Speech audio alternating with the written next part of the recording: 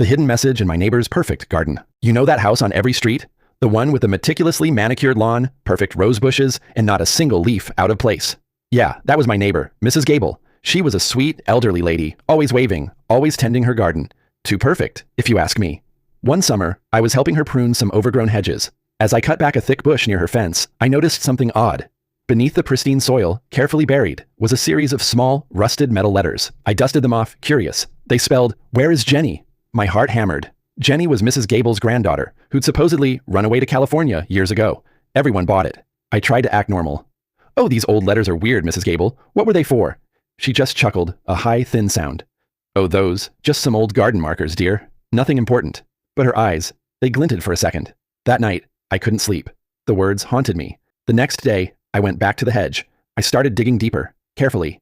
Hidden beneath another bush, I found more letters. This time, they spelled, "He did it." He? Who was he? Mrs. Gable lived alone. Her husband had died years ago.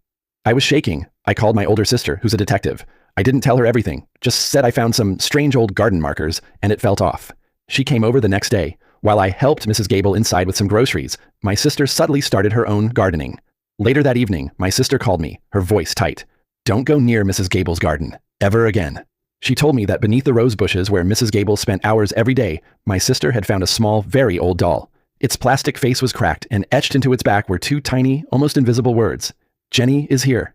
The police found Jenny's remains buried right there under the perfectly tended roses. And Mrs. Gable? It turned out her sweet, quiet husband, who everyone admired, had been a monster.